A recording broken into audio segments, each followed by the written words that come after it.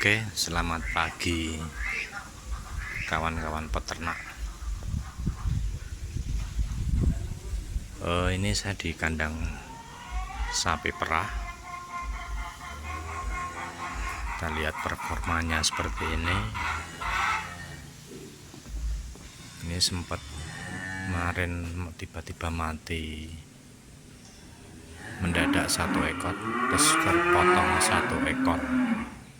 Doro-doro, kemungkinan bunting. Nah,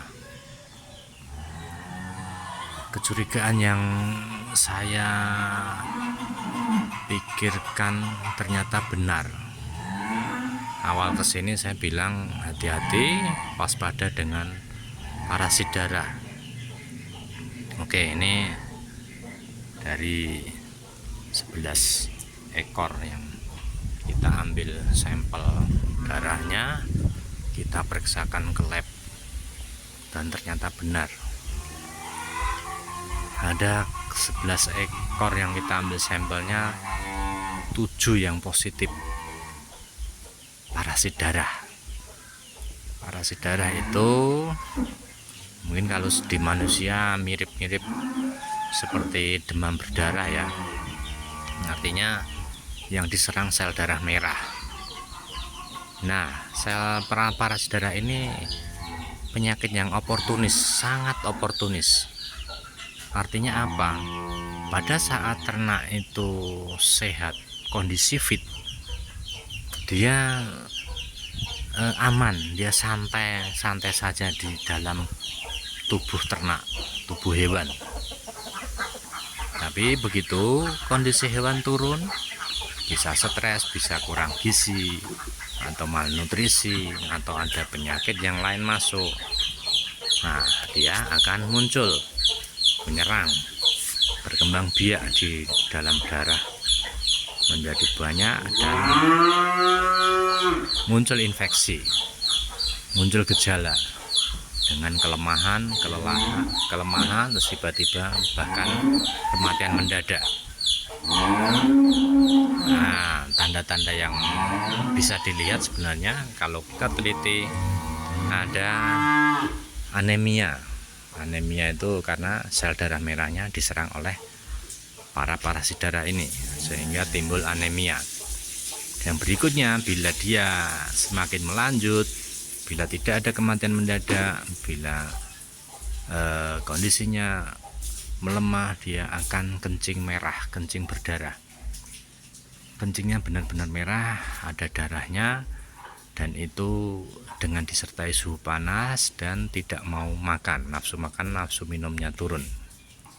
Nah, ini yang sangat berbahaya bila sudah sampai melanjut dengan kencing darah, kencing merah, karena bila tidak segera ditangani akan mematikan, sangat mematikan.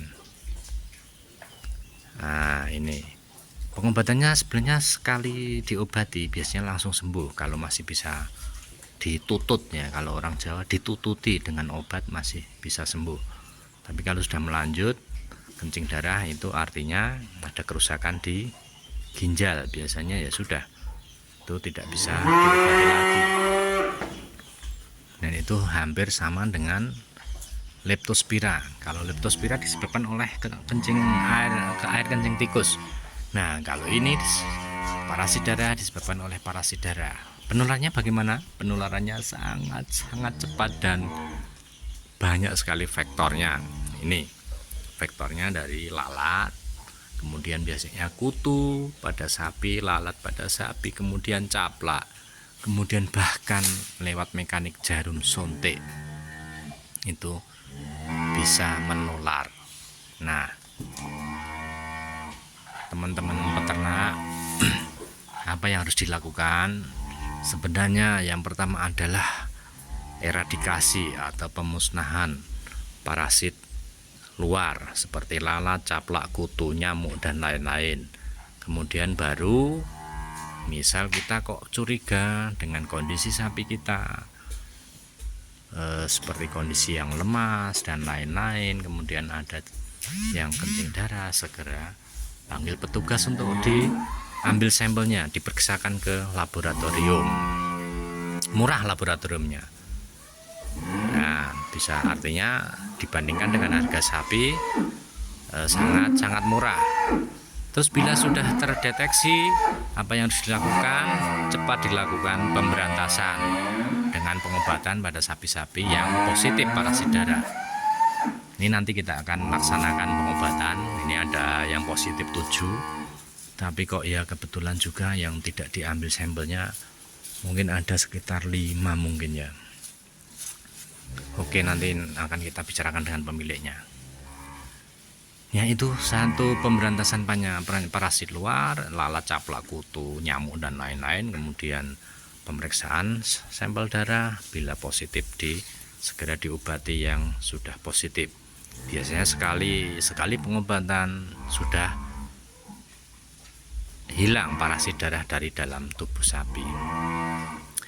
Nah, apa yang terjadi bila ada parasit darah dalam tubuh sapi? Kemungkinan penurunan produksi dan penurunan reproduktivitas. Artinya apa? Produksi air susu, kemudian produksi daging juga turun, juga reproduktivitasnya turun, artinya susah sekali bunting. Bahkan kalau yang sudah bunting bisa menyebabkan keguguran. Oke, tetap semangat, tetap jaga kebersihan, kesehatan kandang kita, supaya produksi dan produktivitas kita menjadi meningkat. Tetap semangat, tetap sehat. Semoga Tuhan melindungi kita semua. Amin.